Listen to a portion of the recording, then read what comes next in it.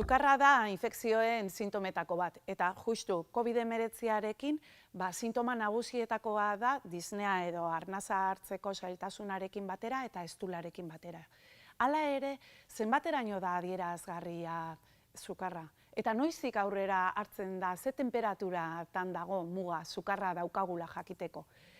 Lehen 37 gradutan jartzen zen muga hori, baina duela 150 urtetik ona ikusi dute gizakion temperatura basala edo oinarrizko temperatura jaisten jundela eta gradu erdi bat edo jaitsi da.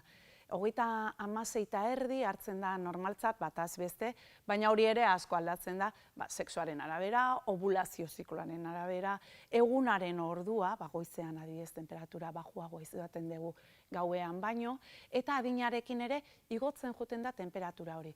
Beraz, ez da hain garbi zenbaterainokoa izango litzateken.